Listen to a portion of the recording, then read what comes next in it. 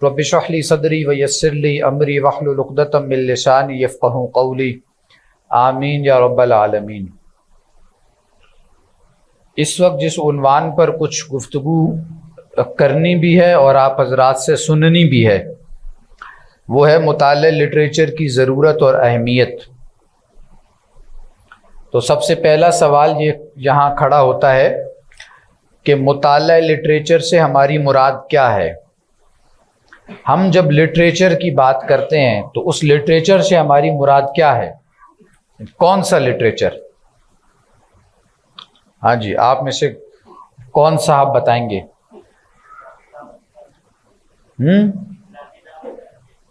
انقلابی دعوت کا لٹریچر، ٹھیک ہے جی۔ اور دینی فکر کا لٹریچر، اور ٹھیک ہے تحریکی لٹریچر، قرآنی لٹریچر، اور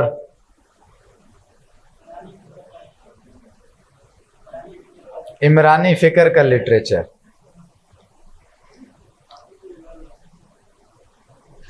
فکر کی 4 قسمیں تو سامنے آ چکی ہیں، دینی، عمرانی اور تحریکی، قرآنی۔ اچھا، مزے کی بات یہ ہے کہ ڈاکٹر سراج صاحب رحمۃ اللہ علیہ کی گفتگو میں فکر کے حوالے سے ان 4 باتوں کا تذکرہ ہے، یعنی وہ کسی جگہ پر آپ کو دینی فکر کا لفظ استعمال کرتے نظر آئیں گے، کہیں وہ عمرانی فکر کا لفظ استعمال کرتے ہیں، کبھی وہ تحریکی فکر کہتے ہیں، کبھی قرآنی فکر کہتے ہیں۔ اچھا جی، تو یہ اس میں لٹریچر ہے کون سا؟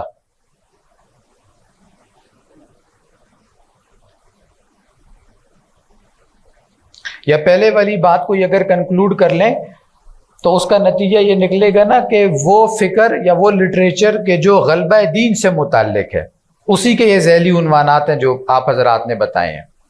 غلبہ دین کے حوالے سے جو بھی لٹریچر ہے، جب ہم غلبہ دین کی بات کرتے ہیں تو اس میں از خود ایک مفہوم شامل ہے کہ ابھی دین کا غلبہ تو نہیں ہے، یعنی ابھی دین مغلوب ہے جس کے غلبے کی ہم بات کرتے ہیں۔ تو در حقیقت ڈومین از خود معین ہو جاتی ہے کہ جن لوگوں نے دین کے غلبے کی بات کی ہے ان لوگوں کی کے لٹریچر کی ہم بات کر رہے ہیں اس وقت، ٹھیک ہے جی۔ تو پہلے لٹریچر کا لفظ اس کے اندر لامحدودیت تھی، اب آہستہ آہستہ محدودیت ہوتی جا رہی ہے، یعنی ڈومین اس کی متعین ہوتی جا رہی ہے۔ وہ لوگ کہ جو غلبہ دین کا کام کر رہے ہیں وہ لٹریچر پڑھنا ہمارے پیش نظر ہے، یا اس وقت اس کام کا تذکرہ کرنا ہمارے پیش نظر ہے کہ وہ لٹریچر کون سا ہے، ٹھیک ہے جی۔ یہاں تک کلیئر ہے؟ اب اس سے آگے چلیں کہ اس لٹریچر میں شامل کیا کیا ہے۔ یعنی ایک تو وہ بات ہے نا کہ جو آپ حضرات نے بتائی ہے، دینی فکر، عمران، یہ 4 باتیں یاد رکھنی ہیں، ان 4 کو پلیس کریں گے ابھی۔ ان 4 پر کون کون سا لٹریچر دستیاب ہے؟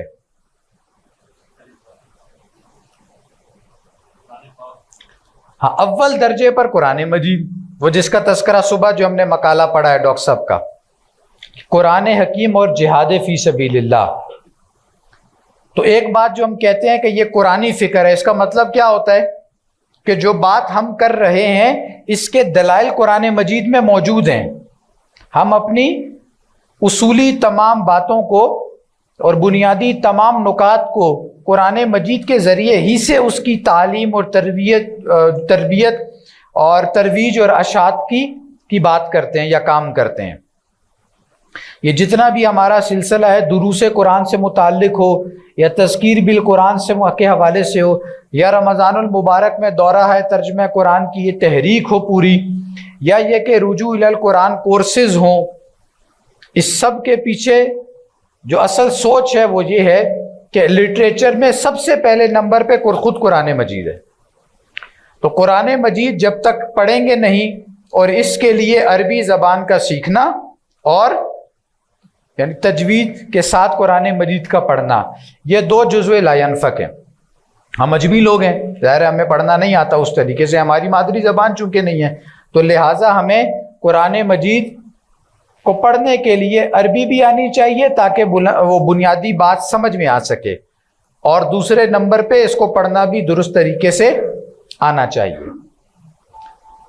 وہ جو اقبال نے بات کہی ہے نا کہ تیرے ضمیر پہ جب تک نہ ہو نزول جو کتاب، گرہ کشا ہے ناراضی نہ صاحب کشاف، تو دلوں کی جو گرہ لگ جایا کرتی ہے، اس گرہ کو کھولنے کے لیے بڑی بڑی تفسیریں پڑھنے سے وہ گرہ نہیں کھلتی۔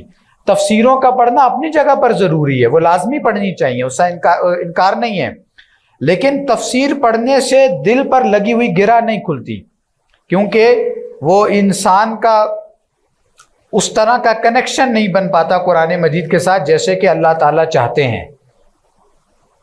وہ کنیکشن بنانے کے لیے عربی سیکھنی پڑے گی تاکہ آپ کو براہ راست قرآن مجید کا مفہوم سمجھ میں آ سکے، اور پھر یہ کہ ظاہر پڑھنا بھی آنا چاہیے قرآن۔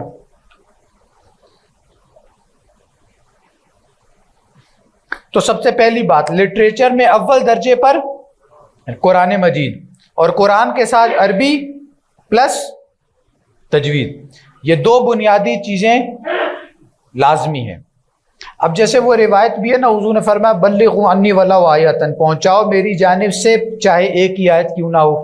اس کے ساتھ آپ دوسری روایت بھی شامل کر لیں کہ خیرکم من تعلم القرآن وعلمہ، تم میں سے بہترین لوگ وہ ہیں جو خود قرآن سیکھیں اور دوسروں کو سکھائیں۔ تو پہلے سیکھنے کی بات ہے، اس کا تعلق تعلم سے ہے، اور پھر سکھانے کی بات ہے۔ تو بلغوا عنی ولو آیۃ، پہنچاؤ میری جانب سے چاہے ایک ہی آیت کیوں نہ ہو۔ دوسری روایت کو ساتھ ملائیں گے تو پہلے وہ آیت سیکھنی ہے، پھر آگے سکھانی ہے۔ اس کی وضاحت اس لیے پیش آئی ہے کیونکہ بغیر سیکھے بھی لوگ سکھا رہے ہیں آگے، اور بہت سارے آپ کو موٹیویشنل اسپیکرز، وہی جیسے ساون میں حشرات الارض نکل آتے ہیں بہت سارے، تو وہ بس ہے برمار ہے موٹیویشنل اسپیکرز کی، نہ دین کا کوئی فہم ہے، نہ تفقہ ہے کوئی، نہ اس کے لیے کوئی محنت کی ہے، نہ کبھی پڑھا ہے ایز سچ، تو بس وہ بس دین کے چیمپئن اور علم بردار بن کر لگے ہوئے ہیں سکھانے پر، تو وہ ظاہر ہے اس سے پھر گڑبڑ پیدا ہوتی ہے۔ تو پہلے نمبر پہ یہ۔ اچھا، اب اس سے اگلی چیز جو ساتھ جڑی ہوئی ہے وہ سیرت النبی ہے صلی اللہ علیہ وسلم۔ تو سیرت کا مطالعہ بھی اپنی جگہ پر ضروری ہے ایک داعی دین کے لیے۔ اگر اس نے سیرت نہیں پڑھی ہوئی تو وہ کیسے دین کے کام کو سمجھے گا؟ کل جو کتاب کا ایک باب ہم نے پڑھا ہے دعوت دین میں تدریج، تو وہ سارے دلائل قرآن و سنت کے ہیں نا، سیرت کے دلائل ہیں، تو سیرت کا مطالعہ ہو۔ جب تک وہ مطالعہ نہیں ہوگا تو آپ صحیح معنوں میں کام بھی نہیں کر سکتے۔ سیرت کو پڑھنے کے دو طریقے ہوتے ہیں، کون سے بھلا؟ کوئی بتائے گا آپ میں سے؟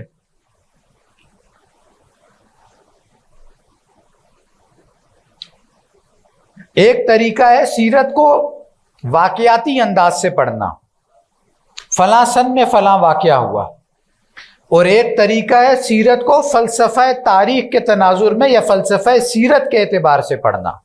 فلاں سن میں فلاں واقعہ ہوا تو کیوں ہوا، اس کیوں کا تعلق ہے فلسفہ سیرت کے ساتھ، یعنی کہ ایک مقصد طے کر کے سیرت کا مطالعہ کرنا۔ تو ہمارے یہاں بالعموم جو سیرت کا مطالعہ لوگ کرتے ہیں یا کراتے ہیں وہ وداؤٹ مقصدیت وہ چلتے ہیں۔ تو سیرت پہ لوگوں نے کتابیں بھی لکھی ہیں مقصد کے بغیر، تو کتاب لکھ دینا اصل بات نہیں ہوتی، نہ ہی مجرد انداز سے پڑھا دینا پیش نظر ہے۔ سیرت سے جب تک آپ نے وہ مقصد نہیں سمجھا کہ جو رسول اکرم صلی اللہ علیہ وسلم کی حیات طیبہ کا تھا، تو پھر آپ نے سیرت سے کیا سمجھا؟ چند واقعات کے علاوہ یا چند اخلاقی نوعیت کی چیزوں کے علاوہ۔ تو اوتھینٹک ترین قرآن مجید کی تفسیر وہ سیرت النبی ہے، اور اوتھینٹک ترین سیرت النبی وہ قرآن مجید ہے۔ تو لہذا قرآن اور سیرت ان کا باہمی تعلق ہے، یہ دونوں یعنی آپس میں گندے ہوئے اور جڑے ہوئے ہیں۔ اس سے آگے چلیں، جو بات ہم نے وہ تجدید و تعمیل والی جو بحث کر رہے تھے، اس میں وہ بزرگوں کے حوالے سے وہ بات آئی ہے نا کہ بعض لوگ تو پھر شاہ ولی اللہ اور علامہ اقبال جیسے وہ لوگ جنہوں نے باقاعدہ اس کام کا پھر آغاز کیا، یہ فرد واحد تھے، ان کے یہاں کوئی اجتماعیت ابھی معرض وجود میں نہیں آئی تھی، لہذا ان لوگوں نے کام تو بہرحال یعنی شروع کیا، اچھا، جو کام کو آگے بڑھائے اس کی ڈائمینشنز دیکھنی چاہیے. شاہ ولی اللہ رحمۃ اللہ علیہ کا کام بنیادی طور پہ کیا ہے؟ اب میں درمیان کی وہ جو 1000 سال ہے اس کو چھوڑ رہا ہوں اس وقت. اس میں چونکہ سمبولیکلی خلافت کا وہ ادارہ تو بحال رہا ہے، اور امت کا وہ جو ایک مسلمانوں کی ایک نمائندہ شکل بہرحال موجود رہی ہے. حال ادھر بھی بگڑا ہوا تھا لیکن بہرحال رہی ہے. ادھر تو آ کر پھر آوے کا آوے ہی بگڑ گیا نا. تو مجدد الفسانی صاحب رحمۃ اللہ علیہ سے جس تحریک کا آغاز ہوا تھا وہ شرک اور بدعات کا رد، التزام شریعت وغیرہ وغیرہ، اس میں گراں کے در خدمت جو بعد میں انجام دی وہ شاہ ولی اللہ محدث دہلوی رحمۃ اللہ علیہ کی ہے، یعنی قرآن مجید کا ترجمہ جو ہے فارسی زبان میں. تو اس کے حوالے سے تو ہم نے کچھ بات ابھی کر لی ہے. اس سے آگے چلیں کہ جب باقاعدہ دور جب بدلا ہے تو ہر دور کے لیے قرآن مجید سے ہدایت کشید کرنی پڑتی ہے، نکالنی پڑتی ہے. جب آپ کشید کرتے ہیں، نکالتے ہیں، تو اس کے نتیجے میں آپ کو لٹریچر مرتب کرنا پڑتا ہے. شوق نہیں ہوتا کسی کو، ضرورت ہوتی ہے، وقت کی ضرورت. جب تک کہ قرآن مجید عربوں میں تھا تو ترجمے کی ضرورت ہی نہیں پڑی. اب جب اجمیوں میں آیا ہے تو اجمیوں کے لیے کیا کرنا ہے؟ اب تو ترجمہ کرنا پڑے گا. یہ وقت کی ضرورت ہے. اس وقت کی جو ضرورت ہے اس کو ہم عمرانی کہتے ہیں. وہی عمرانی فکر والا جو مسئلہ ہے، یعنی وہ نیڈ بن جاتی ہے وقت کی. اس کے تقاضے ہیں اپنے، ان تقاضوں کو فلفل کرنا پڑے گا، تب آپ اس وقت کی علمی سطح پر دین کی خدمت کر سکیں گے. تو اس میں پھر لٹریچر باقاعدہ مرتب ہونا شروع ہوا ہے. اچھا، اب ڈائمینشنز کے اعتبار سے دیکھیں نا تو شاہ ولی اللہ رحمۃ اللہ علیہ کا ایک علم ہے کہ جو آگے منتقل ہوا، اور ایک ان کی فکر ہے کہ جو آگے منتقل ہوئی ہے. جو خدمت شاہ ولی اللہ رحمۃ اللہ علیہ نے انجام دی وہ قرآن مجید کی کا ترجمہ ہے. اس ترجمے کو جن لوگوں نے کیری کی ہے آگے، یعنی یہ الگ خدمت ہے نا. وہ جس کتاب کا ایک مقالہ میں نے صبح پڑھایا ہے آپ حضرات کو، اس کتاب کے پوری کتاب میں یہ بحث ساری کی ساری موجود ہے. رجوع الی القرآن کا منظر و پس منظر، یہ پڑھیں اس کتاب کو لازماً. ادھر دستیاب ہے نا وکاس بھی، میرا خیال ہے یہاں سے لے کے جائیں.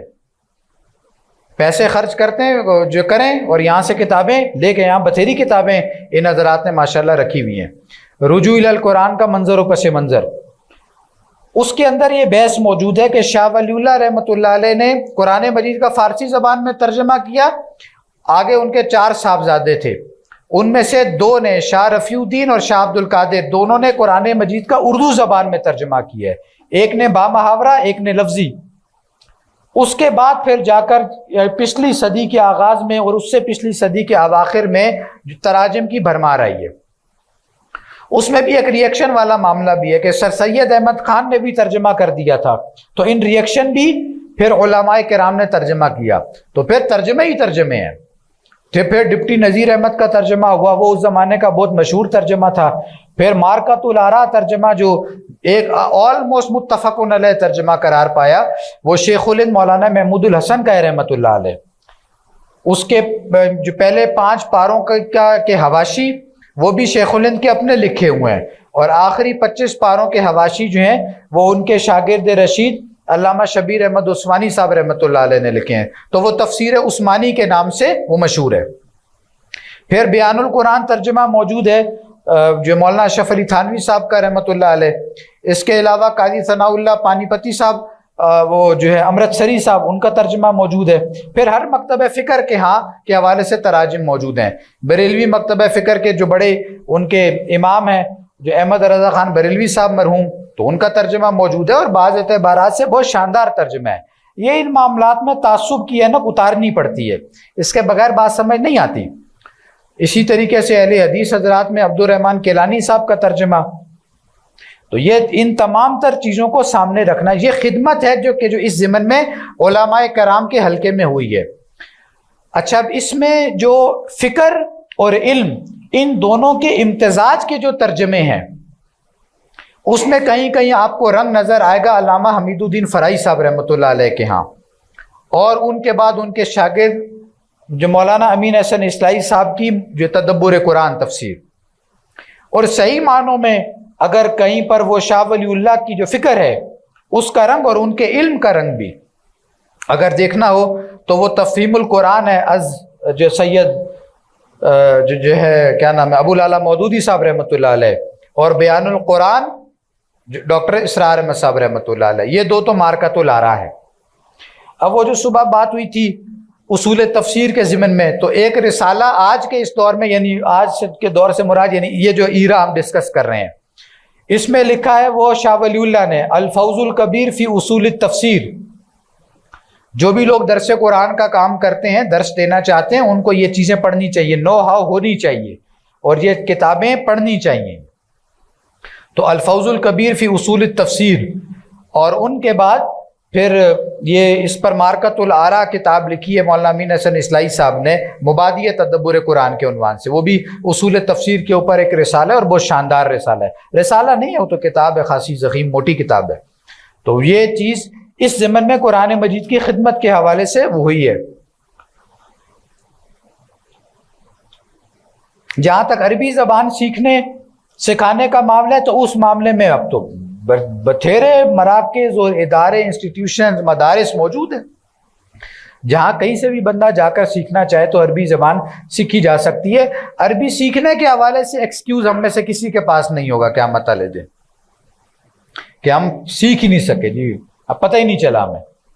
اور یہی معاملہ تجوید کا ہے، آپ کہیں سے نہیں سیکھنا چاہتے کسی ادارے سے، یوٹیوب پر جا کر آپ عربی زبان کے عربی گرامر کی پوری پلے لسٹیں موجود ہیں تو وہاں سے سیکھ لیں، 80 90 ویڈیوز موجود ہیں پورے کورس کی، وہاں سے سیکھیں، تجوید کے کورسز موجود ہیں۔ اس کے بعد وہ جو سیرت والی بات تھی، تو سیرت کے حوالے سے فلسفہ سیرت پر جو کتاب ہے کو بتائے گا کوئی ہے کسی کی نظر میں؟ سیرت پر تو کتاب بتھیری ہے نا، محسن انسانیت موجود ہے نعیم صدیقی صاحب کی، النبی الخاتم موجود ہے جو مناظر حسن گیلانی صاحب کی ہے غالباً، اور اس کے علاوہ محمد عربی ایک کتاب ہے، بہت اچھی کتاب ہے، وہ جو تحریک اسلامی کے لٹریچر میں پڑھائی جاتی ہے، اور بھی چیز الرحیق المختوم مولانا صفی الرحمان مبارک پوری صاحب مرحوم کی بہت اچھی ہے۔ یہ ساری کتابیں سیرت پر ہیں۔ فلسفہ سیرت پر کوئی کتاب کسی کے علم میں ہو تو بتائے۔ منہج انقلاب نبوی علی صاحب الصلاۃ والسلام، یہ فلسفہ سیرت پر کتاب ہے ڈاکٹر سراج صاحب رحمۃ اللہ علیہ کی۔ یہاں سے آپ کو مقصدیت ملے گی، یہاں سے آپ کو پتہ چلے گا کہ یہ سارے واقعات سیرت النبی میں کیوں جو ہے وہ جو ظہور پذیر ہوئے ہیں۔ اب اس سے آگے چلیں، قرآن اور سیرت کے بعد احادیث کا معاملہ، تو احادیث کے حوالے سے بہت خدمات ہیں۔ شاہ عبدالحق محدث دہلوی رحمۃ اللہ علیہ کی بنیادی خدمت یہ شاہ ولی اللہ سے پہلے کی ہیں، اور مجدد الفسانی صاحب رحمۃ اللہ علیہ کے ہم اثر تھے شاہ عبدالحق محدث دہلوی رحمۃ اللہ علیہ، اور ان کا کام رجوع الی الحدیث کا کام ہے بنیادی طور پہ، اور اس کو بالکل آپ یوں سمجھے کہ وہ بھی ایک پوری لیگیسی ہے کہ جو آگے چلی ہے الحمدللہ۔ اور حدیث کے معاملے میں یا سنت کے حوالے سے بالکل جو ایک ہوتا ہے نا، جو کوئی زیادہ باتیں کر رہا ہو نا تو اس کا جیسے آپ منہ بند کر کے سی نہیں دیتے کہ ایک لفظ بھی نہ منہ سے نکال سکے، تو یہ منہ بند کر کے سی دینے والا کام کیا سید مودودی صاحب رحمۃ اللہ علیہ نے سنت کی آئینی حیثیت نامی کتاب میں، اور عبد الرحمن کیلانی صاحب کی کتاب ہے فتنہ پرویزیت، میرا خیال ہے اس عنوان سے، وہ بھی پڑھنے والی کتاب ہے، اچھی کتاب ہے، شاندار کتاب۔ سنت کی آئینی حیثیت تو حرف آخر ہے اس موضوع پر، وہ تمام تر منکرین حدیث کے جو اعتراضات ہیں ان کے کافی و شافی جواب دیے سید صاحب نے وہاں۔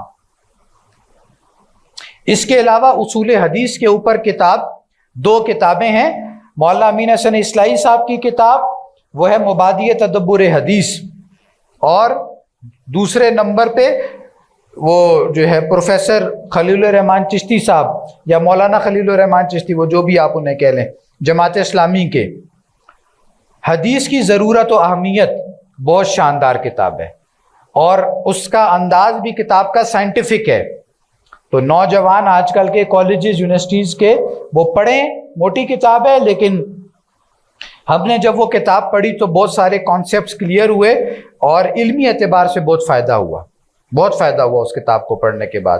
اس کی زبان بھی سادہ ہے، مبادیہ تدبر حدیث اصلاحی صاحب کی کتاب کی زبان سادہ نہیں ہے، وہ مشکل ہے، اصلاحی صاحب کی تحریر مشکل ہے، وہ قلم پڑھ رہے تھے نا تو وہ یعنی سمجھنی پڑتی ہیں باتیں، تو لیکن وہ جو چشتی صاحب کی کتاب ہے اس کی تحریر وہ یہ سلاست ہے، اس میں وہ سلیس زبان ہے، آسان زبان ہے، تو اس کتاب کا مطالعہ کریں، وہ اپنی جگہ پر مفید ہے۔ اب اس سے آگے چلیں، جہاں تک فکر کی بات ہے، علم کے ضمن میں پھر اس پہ مزید کام ہوا ہے۔ اب ہمارے یہاں مدارس علوم دینیہ بریلوی حضرات ہوں یا دیوبندی حضرات ہوں یا اہل حدیث حضرات ہوں، ان کے ہاں جو چیزیں موجود ہیں ان میں پھر وہ صرف ناب عربی زبان سیکھنے سکھانے کا وہ ظاہر ہے ایک لمبا معاملہ ہے، اسی طریقے سے لاجک منطق پر کام ہے، منطق کے حوالے سے مدارس میں تو گفتگو ہوتی ہے، یعنی پڑھائی بھی جاتی ہے، وہاں پر کم ہو گیا وہاں پر بھی معاملہ، لیکن بہرحال پڑھائی جاتی ہے، لیکن وہاں ایک خلا ہے، اور وہ خلا یہ ہے کہ وہاں پر صرف اور صرف ڈیڈکٹیو لاجک ہے، استخراجی منطق ہے۔ یہ اصول شاشی وغیرہ جو پڑھائی جاتی ہے مدارس میں، یہ بنیادی طور پہ اسی سے متعلق ہیں کتابیں، لیکن زمانہ بدلا ہے، اور ہمارے ہاں منطق بھی وہ جیسے میں عرض کر رہا تھا صبح کہ وہ منطق جب پڑھاتے ہیں تو شروع میں ارسطو کا تعارف آتا ہے اس میں، کیونکہ پائنیئر ارسطو ہے ان چیزوں کا۔ لیکن اب پرابلم یہ ہے کہ اس وقت ہمارے پیش نظر چیلنج سائنٹیفک ہے، گریک فلسفی اور لاجک کی آن سلاٹ نہیں ہے، اس پر کام کر گئے تھے امام غزالی اور امام ابن تیمیہ رحمہم اللہ، تحفۃ الفلاسفہ اور الرد علی المنطقیین لکھ کر۔ اب زمانہ بدلا ہے، سائنٹیفک ریشنلزم کا دور ہے، تو اب لاجک بھی جو ہے وہ انڈکٹیو پڑھنی پڑے گی، انڈکٹیو لاجک،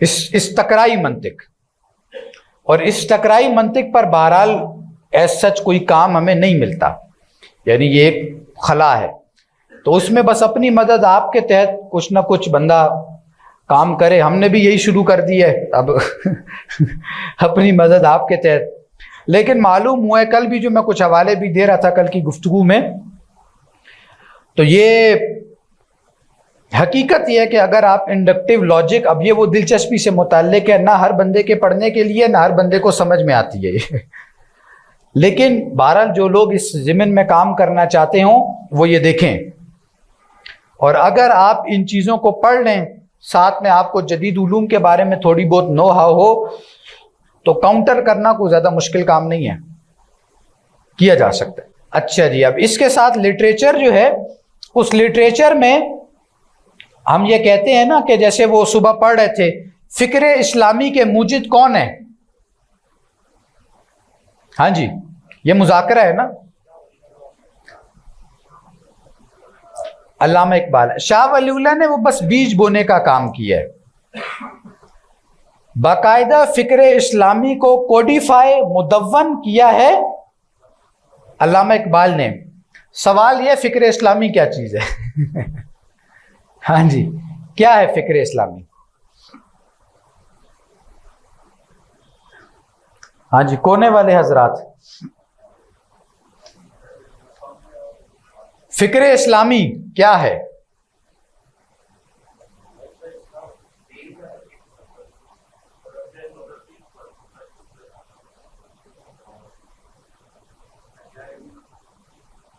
جی جی بولیں۔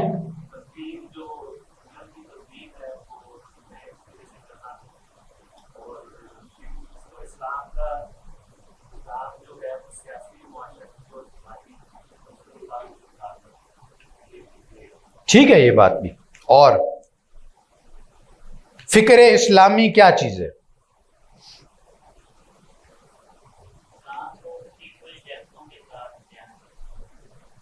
اصولی بات ہے نا، ابھی ہم اصولی باتوں سے اب گہرائی میں اتر رہے ہیں۔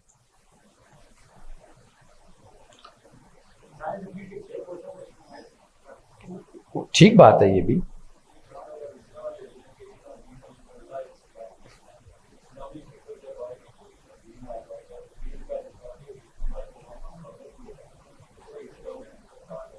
ٹھیک بات ہے،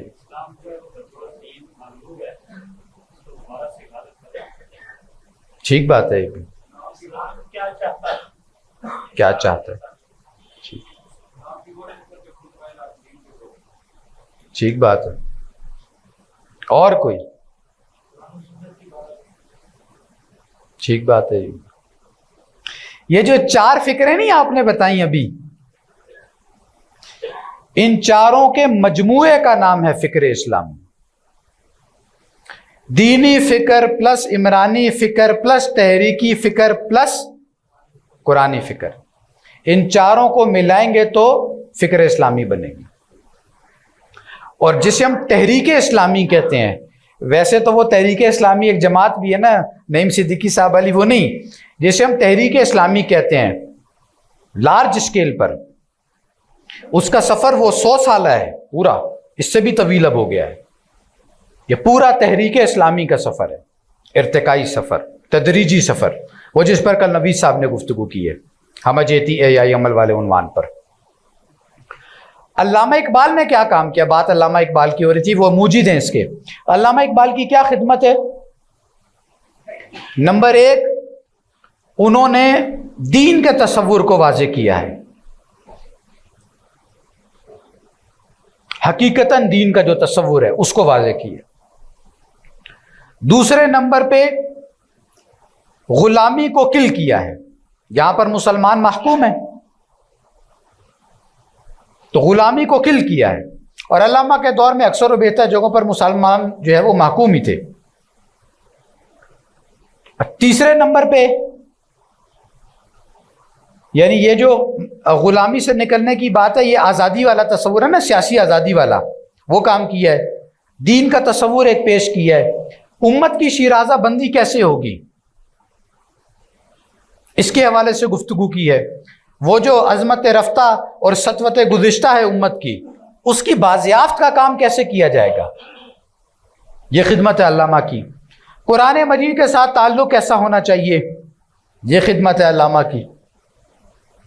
تو بہت ملٹی ڈائمینشنل، بہت ہماگیر قسم کی شخصیت ہے علامہ اقبال کی. اور علامہ کی یہ چیزیں کہاں ملتی ہیں؟ شاعری میں بھی اور لیکچرز میں بھی. لیکچرز کا معاملہ یہ ہے کہ وہ پیور فلسافیکل لینگویج ہے، اور جس چیز کو انہوں نے ریکنسٹرکشن میں ایڈریس کیا ہے وہ بھی بنیادی طور پر ایمانی حقائق سے متعلق ہیں. جبھی وہ اردو میں جب ہم لکھتے ہیں نا تو یہی لکھتے ہیں الہیات اسلامیہ کی تشکیل جدید، reconstruction in the religious thought of Islam. تو وہ فلسافیکل لینگویج ہے، اور اس میں خدا کے وجود کا تصور ہو، یہ ساری چیزیں بنیادی پھنستے ہی مسئلہ ادھر ہی جا کر ہے نا. ایک بندہ خدا کو اگر مانتا ہو تو عمل کرنے کے لیے کیا مسئلہ ہے پھر اس کو؟ یہاں مسئلہ یہ ہے کہ خدا کو ہی نہیں مانتے. تو لہٰذا وجود خدا، ایمان، ایمانی حقائق، ان پر گفتگو ہے اور تفصیلی. یہ موضوع آپ کو ملے گا ریکنسٹرکشن کا. اور اردو میں اور فارسی میں جو ان کے باقی چیزیں، شاعری، پوئٹری، اس میں پھر آپ کو یہ والی ساری چیزیں نظر آئیں گی.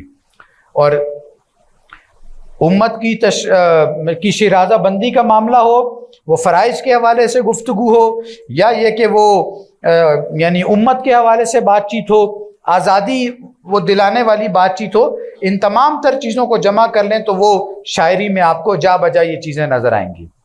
وہ بانگ درا ہو یا بال جبریل ہو، ضرب کلیم ہو، وہ زبور عجم ہو، پیام مشرق ہو، پسے چے باید کرد اے اقوام شرق، رموز بے خودی، اسرار خودی، یہ جتنے بھی مجموعے علامہ کے، ان میں یہ تفاصیل آپ کو ملیں گی. اور وہاں پر بھی ایک ارتقاء آپ کو نظر آتا ہے. کوئی چند نظمیں علامہ کی آپ میں سے کوئی بتا سکے جن کو پڑھنا چاہیے تاکہ باقی لوگ بھی نوٹ کر لیں اور پڑھیں پھر ان کو جا کر؟ وطنیت، وطنیت میں کیا ڈسکس ہوا ہے؟ ہاں، وطن جو بت بن گیا ہے نیشنلزم کے تصور کے تحت، اس کی نفی ہے. اور ابلیس کی مجلس شورا، طلوع اسلام، بانگ نہیں، بانگ درا تو مجموعہ ہے نا، نظم نہیں ہے. شکوہ جواب شکوہ بہترین. اور جی لینن خدا کے حضور، ہاں ٹھیک ہے. اس کے ساتھ اگلی نظم بھی شامل کر لیں جو جڑی ہوئی ہے، فرمان خدا. اٹھو میری دنیا کے غریبوں کو جگا دو، کاخ عمرا کے در و دیوار ہلا دو. فرمان خدا نامی نظم کا پہلا شعر ہے. ہائی جیک ہو گیا، وہ کمیونسٹ لے گئے ہیں پیر و مرید. اور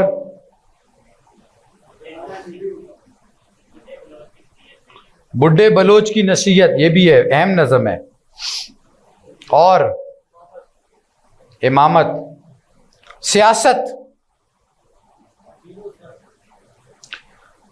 سلطنت، ایک بڑی اہم نظم ہے، بھول گئے آپ لوگ. شاہ نامہ تو وہ ہے نا، وہ تو مجموعہ ہے پورا حفیظ جلندری کا. بھائی نے بتائیے. ترانہ ملی، ذوق و شوق پڑھی ہے آپ میں سے کسی نے؟ ذوق و شوق پڑھنے نہ پڑھنے کی تو قسم کھائی ہے نا. ذوق و شوق جو ہے نا وہ بنیادی طور پہ نعت ہے، نعت رسول ہے، جو ہے رسول اکرم صلی اللہ علیہ وسلم ہے. آج رات کو ذرا بیٹھ کے پڑھیں ذوق و شوق. کل کوئی وقت نکالیں، شکوہ جواب شکوہ پڑھیں یا طلوع اسلام پڑھیں.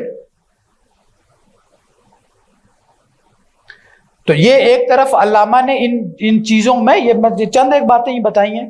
اس کے علاوہ ظاہر ہے بہت سارا کلام ہے علامہ کا، تو اس میں آپ کو، اور ابھی تو فارسی تو ٹچ ہی نہیں ہم نے کی ہے، تو سارا اردو ہے. تو فاصل وہ جیسے خالد صاحب عرض کر رہے تھے کہ اصل انقلابی شاعری تو فارسی میں ہے اور ہم نے لانا ہے انقلاب. تو وہ بھی چیزیں پھر پڑھنی پڑیں گی. اس ضمن میں علامہ اقبال کی اس شاعری کے شارح ہیں، وہ ہیں پروفیسر یوسف سلیم چشتی صاحب مرحوم. انہوں نے علامہ اقبال کے تمام مجموعوں کی تشریح کی ہے. مکتبہ تعمیر انسانیت لاہور کا مکتبہ ہے، وہاں سے کتابیں منگوائی جا سکتی ہیں. تمام تر علامہ کے مجموعوں کی تشریح پروفیسر یوسف سلیم چشتی صاحب کی، اور بہت اچھی تشریح ہے. ڈاکٹر اسرار صاحب رحمۃ اللہ علیہ کا ایک تعلق رہا ہے چشتی صاحب کے ساتھ، ڈاکٹر صاحب ریکمینڈ کیا کرتے تھے ان کی چیزوں کو. اور یہ جو مضمون ابھی میں قرآن اور جہاد والا، اور جس کا میں نے حوالہ بھی دے رہا تھا کتاب کا، رجوع القرآن کا منظر و پس منظر ہے، اس میں چشتی صاحب کا ایک مضمون شامل ہے، قرآن سے دوری کے اسباب. میں نے صبح اس مضمون کا حوالہ بھی دیا ہے. 16 سال وہ علامہ اقبال کی شاعری میں شاگردی میں رہے ہیں. ان کے ساتھ دوسری بڑی شخصیت جو کھڑی ہوئی وہ مولانا ابوالکلام آزاد کی ہے. ابوالکلام آزاد جو ہیں وہ 1988 کی پیدائش ہے، 1888 کی، اور 1958 میں ابوالکلام آزاد فوت ہوئے ہیں. کتنی عمر بنی بھائی؟ کوئی میتھمیٹیشین یہاں بیٹھا ہو؟ 70 سال. 70 سال کی عمر میں ابوالکلام آزاد کا انتقال ہوا. لیکن وہ ابتدائی کام جو الہلال البلاغ میں کیا وہ بہت شاندار ہے. وہ کیا تھا بنیادی طور پہ؟ وہ بھی رجوع القرآن کا ہے. ابوالکلام کی بھی قرآن مجید کی تفسیر تھی، اس تفسیر کا نام تھا ترجمان القرآن، جس کو بعد میں سید مودودی نے یہ اصطلاح قائم کی اور اپنے رسالے کا نام رکھ لیا ترجمان القرآن. یہ اصلاً ابوالکلام آزاد کی تفسیر کا نام ہے.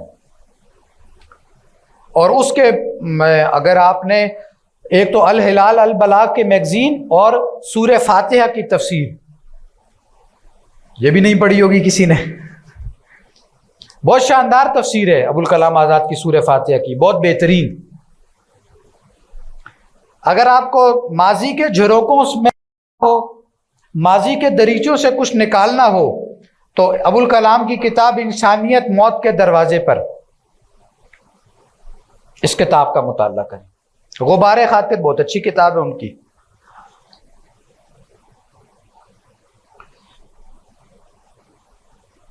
لیکن ابوالکلام کا معاملہ یہ ہوا کہ وہ جلدی ہی رستہ چھوڑ گئے. 1912 سے لے کے 20 تک اقامت دین کے داعی رہے، لیکن پھر وہ فنافل کانگریس ہو گئے 1920 کے بعد.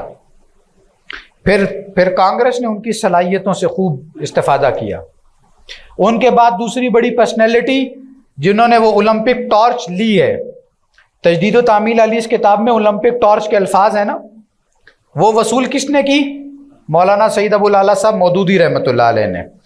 مودودی صاحب نے کن چیزوں کو ٹچ کیا؟ بنیادی طور پہ دین کا تصور، فرائض کا تصور، ان دونوں چیزوں میں حوالے سے مارکۃ الآراء کتاب سید مودودی کی وہ ہے الجہاد فی الاسلام، وہ جو جہاد فی سبیل اللہ والی بحث جو صبح آج ہم کر رہے تھے۔ اس کے علاوہ مولانا مودودی جیسا ڈاکٹر صاحب نے پچھلی صدی کا مصنف اعظم قرار دیا سید مودودی کو، مصنف اعظم۔ مودودی صاحب کی دوسری بہت اہم کتاب تجدید و احیاء دین، اور سارا ماضی سے وہ سفر کھینچ کے لائے ہیں کہ دین کی تجدید کے ضمن میں کیا کیا خدمات ہیں کہ جو انجام دی گئی ہیں از رسول اکرم صلی اللہ علیہ وسلم تا ان کے دور تک، اور اس میں وہ مجددین کے سارے سفر کا ذکر کیا انہوں نے تجدید و احیاء دین علی کتاب میں۔ 2 سے 3 اس کی جلدیں ہیں۔ ان کے اس کتاب کے ساتھ پھر اسلامی ریاست، اب یہاں آ کر ایک نئی ایڈیشن ہو گئی ہے عنوان میں، اور وہ ایڈیشن ہے کہ اسلام کا جو انقلابی تصور ہے، اسلام کے اصول حریت و اخوت و مساوات، اس کو کوڈیفائیڈ اور فریزڈ انداز میں جو سب سے پہلے نمبر پہ پروڈیوس کیا ہے علامہ نے تو اپنی شاعری میں کیا ہے۔ ابلیس کی مجلس شورا کے آخری حصے میں اس کا ذکر ہے، اب ظاہر وہ وقت نہیں ہے ورنہ میں اشعار بھی سنا دیتا۔ ابلیس کا جو اختتامی خطاب ہے اس میں آپ کو یہ تفصیل مل جائے گی، لیکن پہلی دفعہ فی الواقع کسی نے کتاب لکھ کر اگر اس بات کو واضح کی ہے تو وہ سید مودودی صاحب رحمۃ اللہ علیہ ہیں۔ اسلامی ریاست، اسلام کا انقلابی فکر، آج کے دور میں وہ اسلام کا نظام حکومت کیا ہوگا، کیسا ہوگا، یہ اسلام کے اصول حریت و اخوت و مساوات، اس کی عملی شکل کیا ہوگی، یہ خدمت ہے کہ جو انجام دی ہے سید مودودی صاحب رحمۃ اللہ علیہ نے۔ سوال آ جاتا ہے نا کہ بھئی آج کے دور میں آپ خلیفہ کا انتخاب کیسے کریں گے، کون ووٹ دے گا، کون ووٹ نہیں دے سکتا، یہ جو کافر ہوں گے ایک اسلامی ریاست میں ان کا کیا کردار ہوگا، ان کا کیا مرتبہ ہوگا، یہ کس لیول کے شہری ہوں گے، خارجہ پالیسی کیا ہوگی، داخلی طور پہ آپ کیا کریں گے، پارلیمانی نظام ہے کہ پریزیڈنشل ہے، کیا کریں گے، یہ ساری بحث آپ کو اسلامی ریاست نامی کتاب میں ملے گی، اور اس کا ایک اہم چیپٹر ہے اسلامی حکومت کس طرح قائم ہوتی ہے، وہ الگ سے بھی چھپتی ہے۔ اس کے علاوہ اسلام کے اس نظام کے حوالے سے جو اخلاقی بنیادیں ہیں اس کو سید صاحب رحمۃ اللہ علیہ نے واضح کیا ہے اسلامی تہذیب کے اصول و مبادی نامی کتاب میں، اور جو بنیادی ایک عقائد کے حوالے سے گفتگو ہے وہ آپ کو ملے گی دینیات میں۔ دینیات کے علاوہ ایک اور کتاب بھی ہے سید صاحب کی، کون سی بھلا؟ جی خطبات، بالکل، دینیات اور خطبات، وہ بالکل عام لیول کی ہے، اس زبان بھی انتہائی سادہ اور عقیدے کے اصلاح کے حوالے سے بہت اہم گفتگو۔ تو ہم نے کیا سمجھا تھا، قرآنی فکر، اس پر کچھ معروضات آ گئی ہیں سامنے، دینی فکر، اس پر یہ لٹریچر۔ اچھا، اس پر دینی وہ حوالے سے دیکھنا ہو دینی فکر کے ضمن میں تو خطبات، دینیات یہ اسی سے متعلق ہے، شہادت حق اسی سے متعلق ہے، وہ جو سید مودودی کی۔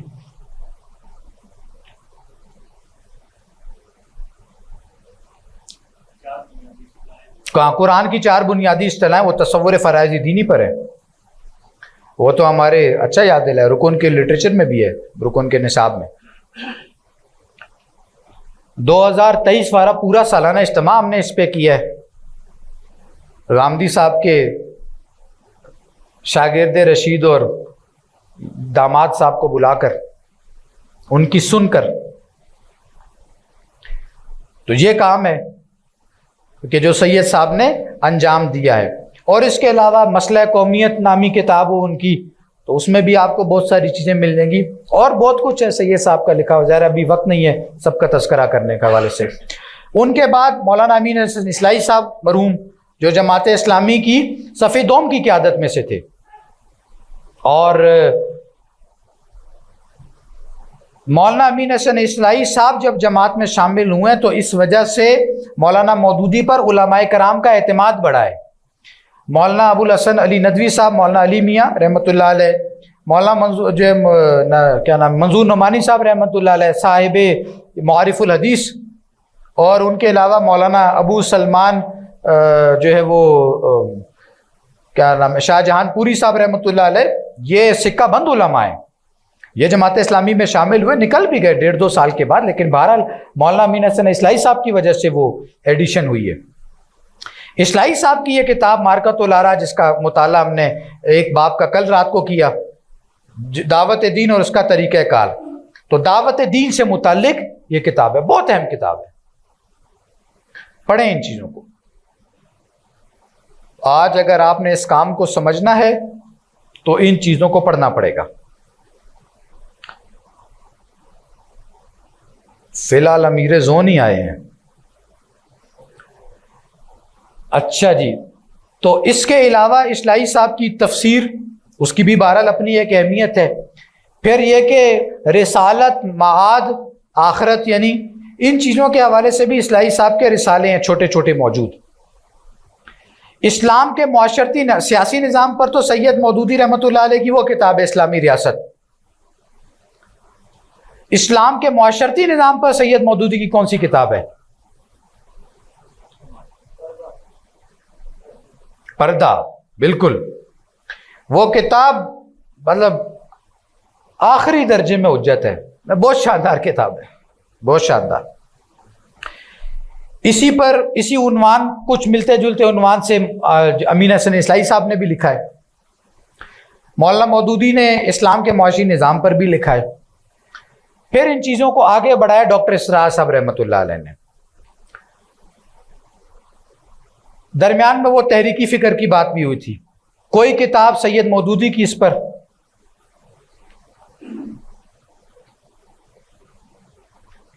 اجتماعیت کے حوالے سے ہوتی ہے نا گفتگو، جماعت بنائیے، اجتماعیت کا کردار، رول، افراد، گفتگو اس پر، ایکٹیویزم کتنا ہو، کیسے ہو، کیا کام کرنا ہے، کیا نہیں کرنا، تحریکی امور جو ہوتے ہیں۔ عام طور پہ ہم تحریکی فکر میں فرائض دینی وغیرہ یہ بھی سارا شامل ہے اس میں، یہ بھی سارا اسی میں ہی آتا ہے، تحریکی فکر ہے، یہ بھی حرکت پیدا کرتا ہے نا۔ لیکن وہ جو جماعت سے متعلق چیزیں ہوتی ہیں، اس حوالے سے کوئی کتاب بناؤ بگاڑ تو ایک رسالہ ہے نا، وہ ایک اور سطح کی بات ہے۔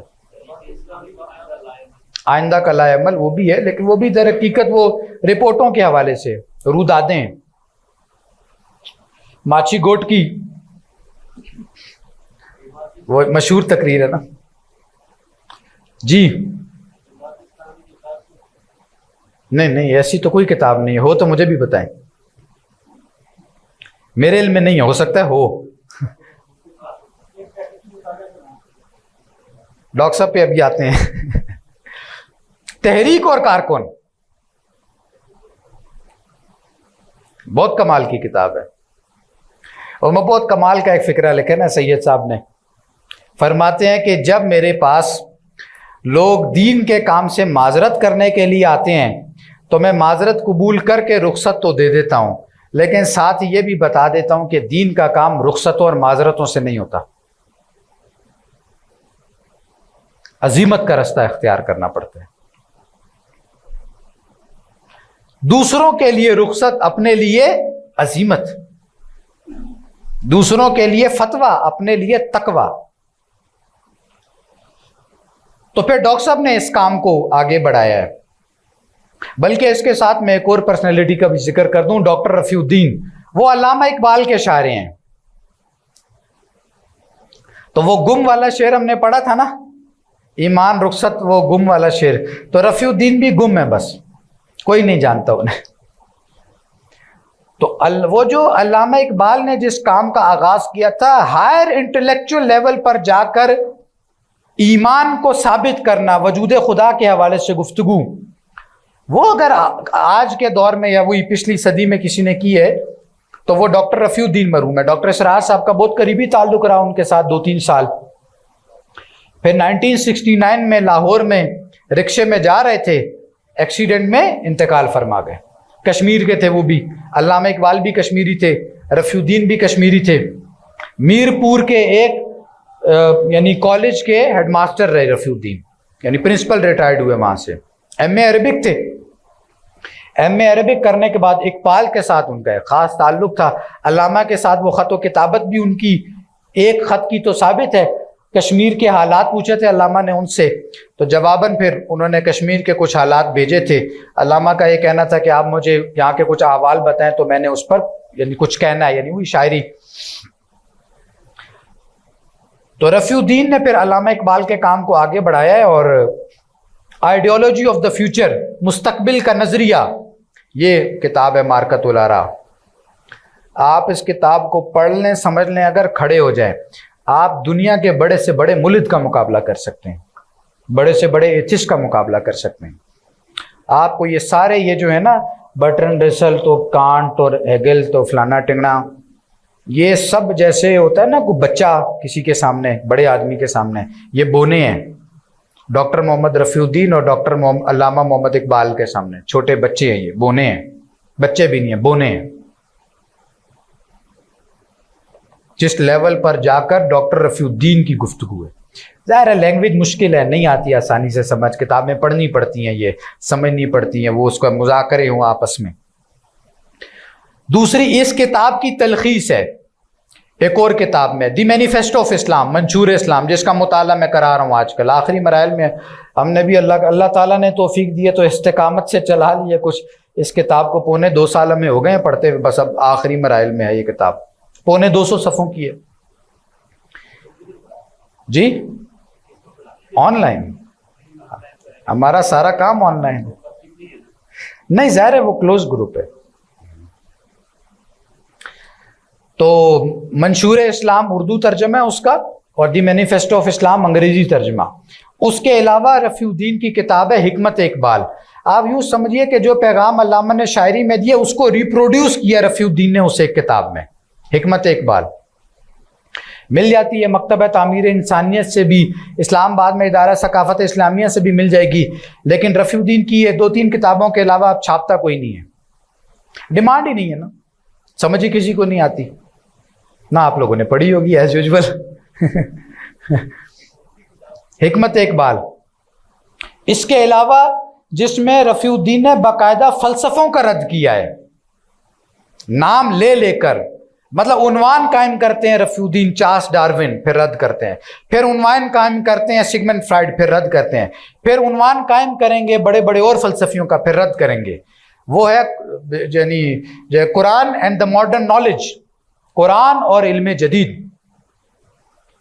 غضب کی کتاب ہے، غضب سے کم کا لفظ استعمال نہیں کیا جا سکتا. یعنی بہت اہم کتاب ہے، قرآن اور علم جدید. یہ کتاب آئیڈیالوجی آف دا فیوچر، قرآن اور علم جدید اور منشور اسلام، یہ تینوں کتابیں چھاپتے ہیں انجمن خدام القرآن تنظیم اسلامی والے بھی، وہاں سے بھی آپ لے سکتے ہیں بآسانی. یہ 3 کتابیں دستیاب ہیں، باقی نہیں ملتی. پھر ایک اور کتاب ہے ان کی روح اسلام، پھر کچھ اور ان کے آپ کو وہ مستقبل کا نظریہ. اب یہ سوال ہے نا، انٹلیکچوئل کے سامنے سوال آتا ہے، اس بات کی کیا دلیل ہے انٹلیکچولی کہ جس نظریہ تاریخ کو قرآن مجید نے پیش کیا وہی درست ہے؟ ہم تو اس بنیاد پر مانتے ہیں نا کہ اللہ نے کہا ہے، رسول نے کہا ہے. ریشنل کیا ہے اس کے پیچھے، کیا لاجک ہے؟ لاجیکل گراؤنڈز پہ کیسے آپ ثابت کر سکتے ہیں؟ اچھا میں سچی آپ کو بتاؤں، ڈاکٹر اسرار صاحب نے بھی اس پر کام کیا ہے. میں آتا ہوں ڈاکٹر صاحب پہ، ابھی وقت بھی کم ہے. علامہ اقبال کا بھی کام ہے اس پر، ڈاکٹر رفیع الدین کا بھی کام ہے، اور بھی لوگوں نے کام کیا. لیکن ظاہر ہے یہ کتاب بھی بہت مشکل ہے، وہ نہیں سمجھ نہیں آتی ہے آسانی سے. اس پر وہی اجتماعی طور پر کوئی مطالعے کا سلسلہ بنے تو وہ. اب ہمارا ارادہ یہ منشور اسلام ختم ہونے لگی ہے تو اب اگلی کتاب ہم شروع کرنے لگے ہیں انشاءاللہ، اسی کی پلاننگ جاری ہے آج کل. جی سر. نہیں سر، جو آنا چاہے گا ہم کیوں اس کو، ہمارے ہاں تو کوئی روک ٹوک نہیں ہے. ہم تو مائل بکرم ہیں، کوئی سائل ہی نہیں، راہ دکھلائیں کسے راہ روے منزل ہی نہیں. تربیت عام تو ہے جوہر قابل ہی نہیں، تعمیر ہو جس سے آدم کی یہ وہ دل ہی نہیں. کوئی جو قابل ہو تو شانے کہیں دیتے ہیں، ڈھونڈنے والے کو دنیا بھی نہیں دیتے ہیں. یعنی کام ہم نے شروع کیا ہوا ہے الحمدللہ. اس پر ظاہر ہے اب اور جگہوں پہ بھی اس کام کو بڑھانے کی ضرورت ہے. تو خیر وہ علامہ نے اشعار وہ اللہ تعالیٰ کے حوالے سے کہے، ہم تو ظاہر ہے وہ کام ہے جس کو ہم کرنے کی کوشش کر رہے ہیں، اپنے حصہ ڈال رہے ہیں اس میں.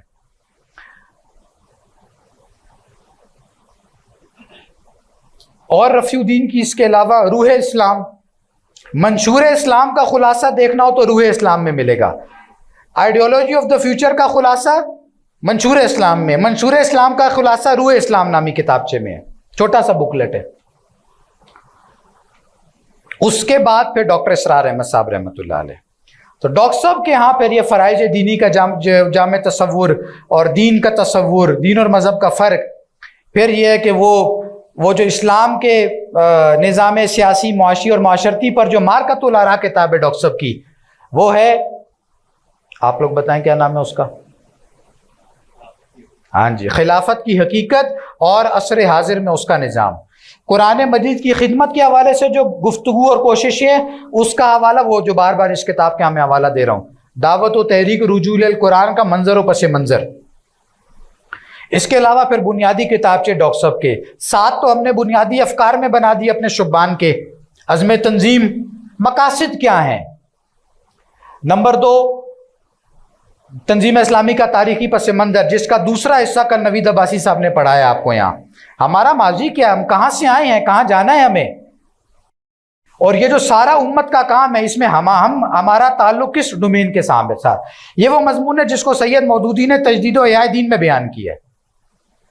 ہمارے ہاں وہ یہ کتابچہ ہے، یعنی ڈاکٹر صاحب کے ہاں. اس کے بعد پھر تعارف تنظیم اسلامی، اس میں وہ عقائد کے حوالے سے گفتگو ہے کہ ایک مسلمان کے یا ایک مسلمان اجتماعیت کے کیا عقائد اور بنیادی دینی تصورات ہونے چاہیے. پھر وہ تنظیم اسلامی کی دعوت کے بنیادی نکات. پھر تزکیے کے حوالے سے نقطہ نظر. اچھا، تزکیے کی بات آئی، مولانا امین احسن اصلاحی صاحب کی کتاب ہے تزکیہ نفس، کے اوپر ضرور پڑھیں. آپ کو اگر قرآن مجید کا تصور تزکیہ نفس سمجھنا ہے تو مولانا اصلاحی صاحب کی کتاب پڑھیں، تزکیہ نفس 2 جلدوں پر ہے، کمال. تو ڈاکٹر صاحب کا اس پر جو کتابچہ ہے، جس کو ہم نے اپنے بنیادی افکار میں شامل کیا ہے، کیا نام ہے جی اس کا؟ عاطف بھائی کیا نام ہے تصوف والے کتابچے کا؟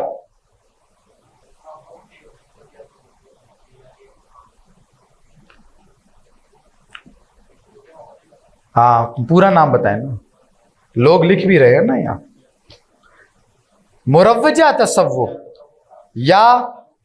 یعنی احسان اسلام، ہاں یہ پورا عنوان ہے. اچھا جی، تو یہ ہو گیا. اس کے بعد 6 نمبر پہ، بلکہ نہیں 5ویں نمبر پہ اسلام اور پاکستان. اب یہ جو مسئلہ ہے نا، ہمارے یہاں دو دھارے بن گئے، علی گڑھ دیوبند، مسٹرز ایک طرف، ملاز ایک طرف، اور پاکستان بھی انہیں دو کے درمیان پھنسا ہوا ہے اور مسئلہ حل نہیں ہو رہا. اس کا حل ہے وہاں اسلام اور پاکستان نامی کتابچے کا جو آخری حصہ ہے.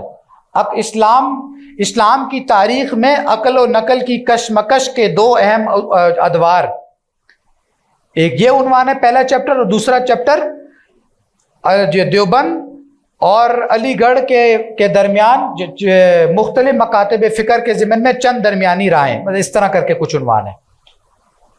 وہاں آپ کو یہ جو ابھی میں نے گفتگو عرض کی ہے، اس کی طبی تفصیل آپ کو ادھر مل جائے گی. یونانی فلسفہ اور منطق والی جو بحثیں یا سائنٹیفک ریشنلزم والی بحثیں جن کا میں نے حوالہ دیا، وہ بحثیں بھی آپ کو وہاں ملیں گی. یہ سارے کتابیں یہاں موجود ہیں، لے کے جائیں یہاں سے اور پڑھیں. اس کے بعد وہ تصوف والا کتابچہ تھا، اور اس کے بعد پھر 7واں کتابچہ. یہ ساری جدوجہد سے اگر آپ نے بھاگنے کا ارادہ کیا تو اس کا بھی مکو ٹھپ پروگرام موجود ہے. جہاد سے گریز کی سزا نفاق. یہ جو کتابچہ اس کے بھی آخر میں کیا لکھا ہوا ہے؟ اور انحراف کی راہیں. اس پر کل گفتگو ہوگی انشاءاللہ. اس کے علاوہ پھر ثقیل مضامین ہیں. اب جیسے علمی مضامین ہوتے ہیں نا، ایک مسئلہ آتا ہے انٹلیکچوئل آدمی کے سامنے اور آپ کو یہ ثابت کرنا ہے آج کی دنیا میں، جس کا وہ خالد صاحب تذکرہ نہیں کر رہے تھے کہ سجی خیر ہے بینڈ دیو انہوں کوئی گل نہیں، یہ روٹی کاٹ کھا لیں گے۔ ایک اور جو مسئلہ ہے جس کا خالد صاحب حوالہ دے رہے تھے، وہ جو علمی کام جو درکار ہے پاکستان کی سطح پر وہ آلموسٹ ہو چکا ہے، اور عالمی سطح پر جو آپ نے کرنا ہے اس کے لیے ریاست کے وسائل درکار ہیں۔ ان میں سے ایک اہم ترین مسئلہ ہے ایوولوشن کا۔ رفیع الدین کی کتاب قرآن اور علم جدید میں اس پر تفصیلی گفتگو موجود ہے۔ اقبال کی ریکنسٹرکشن میں گفتگو ہے اس پر۔ ڈاکٹر صاحب نے کہاں کی ہے اس پر؟ جی جی بولیں۔ سے لے کر تک مختلف مراحل، ایجاد و ابداع عالم سے لے کر عالمی نظام خلافت تک تنزل اور ارتقاء کے جملہ مراحل۔ چھوٹا سا کتابچہ تحریر ہے، بنیادی طور پہ وہ مشکل ہے، بہت مشکل ہے، الفاظ یعنی وہ تحریر بھی بہت مشکل ہے، سمجھنا بھی بہت مشکل ہے، لیکن اس میں نظریہ ارتقاء، کریشن آف دس یونیورس، آپ کو ساری گفتگو وہاں ملے گی۔ ہائر ایمان کے لیول کا مسئلہ ہے، انٹلیکچوئل آدمی کا یہ مسئلہ ہے، ظاہر ہے اس کے حوالے سے وہ گفتگو آپ کو وہاں ملے گی۔ ایک اور ڈاکٹر صاحب کا بکلیٹ ہے، اس کا نام ہے زندگی، موت اور انسان۔ وہ جو میں عرض کر رہا تھا نا صبح کی نشست میں، جو فلسفے کے 5 سوال ایڈریس کیا ہے ڈاکٹر صاحب نے شاندار انداز سے، لیکن ہم نے قسم کھائی ہوئی ہے کہ ہم نے پڑھنا، لیکن اب ہم یہ ارادہ کرتے ہیں کہ اب ہم پڑھیں گے انشاءاللہ، کیونکہ پڑھنا ہے اور خدمت کرنی ہے اسلام کی۔ اچھا جی، اب اس کے علاوہ ایک اور نبی اکرم صلی اللہ علیہ وسلم کا مقصد بعثت کے عنوان سے وہ گفتگو ہے، اس میں ڈاکٹر صاحب نے در حقیقت یہ جتنا بھی کاؤنٹر نیریٹو والا کھاتا ہے اس کو ڈسکس کر کے کاؤنٹر کیا ہے۔ اور اس کے علاوہ یہ جو بکلیٹ ہے یہ تجدید و تعمیل اعلیٰ، اس میں بھی ساری کی ساری اسی حوالے سے گفتگو ہے کہ جو موجود ہے، اسی لیے ہم نے اس کو نصاب میں بھی شامل کیا ہے۔ ایک اور مسئلہ ہے توحید کا۔ ہمارے ہاں توحید ہوئی اعتقادی کی رہتی ہے، عمل کی توحید کیا ہے؟ اس پر توحید عملی نامی کتاب ہے ڈاکٹر صاحب کی، بہت شاندار کتاب ہے، فی الواقع یہ چیزیں پڑھنی چاہیے۔ اس کے علاوہ بس اب آخر میں چند اور چیزیں، تاریخ بھی پڑھنی چاہیے، اور تاریخ کے حوالے سے میں نے صبح کی نشست میں حوالہ دیا تھا، دوبارہ عرض کر رہا ہوں۔ آب کوثر، موج کوثر، رود کوثر، شیخ محمد اکرام صاحب کی کتاب ہے، یہ بہت اہم کتاب ہے۔ آپ کو یہ ہندوستان وغیرہ کی ساری تاریخ اس ریجن کی پتہ چل جائے گی، اس کتاب کا مطالعہ کریں۔ اس کے علاوہ اور کیا چیزیں ہوتی ہیں جی دینی علم میں؟ قرآن، حدیث، سیرت، صرف نحو اسی میں ہی آ گئی، اصول وغیرہ، فقہی مسائل کے حوالے سے گفتگو دیکھنی ہو تو سید مودودی کی تنقیحات اتنی موٹی ہے۔ بعض مسائل پر سید صاحب کی تفہیمات، تصریحات، بہت کمال لکھا ہے سید صاحب نے، بہت کمال، اور مواد سارا یہ موجود ہے۔ ہم بحیثیت شبان المسلمین اس تمام تر لٹریچر کو اون کرتے ہیں۔ ہمارا کوئی نقطہ نظر پہیا دوبارہ سے ایجاد کرنے کا نہیں ہے۔ جب یہ لوگ ہمیں کہتے ہیں نا کہ آپ اپنی کتابیں کیوں نہیں چھاپتے، ہم کیا ضرورت ہے چھاپنے کی؟ جدھر ضرورت ہے اضافے کی وہ ہم گفتگو کر لیتے ہیں اس پر۔ یہ سارا لٹریچر ہم سب کا لٹریچر ہے، تحریک اسلامی جیسے میں عرض کر رہا تھا، یہ سارا سفر ہے، ان تمام تر چیزوں سے استفادہ کرنا چاہیے۔ اور آخری بات اس ضمن میں کہ ڈاکٹر صاحب کے سورسز کون کون سے ہیں؟ 4، ٹھیک ہے، 4 کے پھر وہ پیئرز ہیں چاروں۔ 2 ڈاکٹر صاحب کے شیخین ہیں، کون کون سے؟ شیخ الہند مولانا محمود الحسن، وہ جو میں نے ان کے ترجمے کا ذکر کیا تھا، اور شیخ الاسلام علامہ شبیر احمد عثمانی صاحب رحمہم اللہ، تفسیر عثمانی، डॉक्टर साहब ने कहा इस तफसीर उस्मानी के ज़रिए से मैं असलाफ के साथ चिमटा हुआ हूँ। इसको डॉक्टर साहब ने जमात शेखुल हिंद और तंजीम इस्लामी, ये भी इतनी मोटी किताब है, इसमें उर्वतुल वुस्का करार दिया इस तफसीर को। दो डॉक्टर साहब के हियैन हैं, अल्लामा हमीदुद्दीन फराई साहब रहमतुल्लाह अलैह और मौलाना अमीन हसन इस्लाही साहब मरहूम। इनके ज़रिए से वो नज़्म कुरान, कुरान मजीद पे तदब्बुर वाला वो एस्पेक्ट डॉक्टर साहब के सामने आया, वो सीखा। फिर डॉक्टर साहब कहते हैं दो मेरे अबावैन हैं, मौलाना सैयद अबुल आला मौदूदी साहब रहमतुल्लाह अलैह और इनसे पहले मौलाना अबुल कलाम आज़ाद मरहूम। इनसे क्या सीखा? दीन का हरकी तसव्वुर। और दो मेरे डॉक्टरैन हैं, डॉक्टर अल्लामा मोहम्मद इकबाल और डॉक्टर मोहम्मद रफ़ीउद्दीन मरहूम मग़फ़ूर। इनसे दीन का इनकलाबी वो जो तसव्वुर है, वो जो इंटेलेक्चुअल लेवल की जो चीज़ें हैं, ईमानियात के लेवल की चीज़ें, वो डॉक्टर साहब कहते हैं मैंने ली हैं। साथ ही डॉक्टर साहब ये वजाहत भी करते हैं कि ऐसा नहीं है इन आठों से मुझे कुल्लियतन इत्तेफाक है, कहीं ना कहीं इख्तिलाफ भी है, लेकिन बहसियत मजमू इनके काम से इत्तेफाक है। तो हम इन आठों पर शामिल करते हैं या नवें डॉक्टर इसरार साहब रहमतुल्लाह अलैह को, और हमने 10वें भी शामिल किए हैं आगाज में शाह वलीउल्लाह मुहद्दिस दिलवी साहब रहमतुल्लाह अलैह, और उनकी ख़ास तौर पे वो किताब इज़ालतुल ख़िफ़ा अन ख़िलाफ़तिल ख़ुलफ़ा और हुज्जतुल्लाहिल बालिग़ा। तो ये 10 शख्सियात हैं, यही लिटरेचर है। दीन के किसी भी एक आप नाम ले लें, दीन के किसी भी काम का, वो इन 10 शख्सियात में से किसी एक ने कहीं ना कहीं उस पर गुफ्तगू की होगी, अक्सर व बेशतर ने की भी है। तो ये लिटरेचर आप सबसे भी गुजारिश है कि इसका मुताला करें। ज़ाहिर है 1 घंटे में चंद ही बातों का तज़किरा कर सका हूँ, इससे ज़्यादा का ज़ाहिर मौका नहीं है, और पिछले वो दफ़ा भी इस पर गुफ्तगू हुई थी, आइंदा भी होती रहेगी इंशाअल्लाह। हमने इन 8 शख्सियात को पढ़ा रहे हैं इस वक्त, 9 बल्कि, यानी डॉक्टर साहब भी ऑनलाइन घर बैठे आप इस्तेफादा कर सकते हैं। तो आपके पास भी कोई एक्सक्यूज वगैरह कोई नहीं बचा। तो इस ऑनलाइन क्लासेस का हिस्सा बने, या फिजिकली अपने तौर पे शुरू करें, काम शुरू करें, पढ़ें पढ़ाएं। जहां आपको 4 बातें समझ आए वहां अपना एक हल्का बनाए, सर्कल बनाए, इस फिक्र को समझाएं और फिर इस फिक्र को समझाएं। अल्लाह ताला से दुआ है कि वो हमें सही मानों में समझने की और इन चीज़ों को आगे फैलाने की तौफीक अता फरमाए। व आखिरु दावाना अनिल हम्दुलिल्लाहि रब्बिल आलमीन।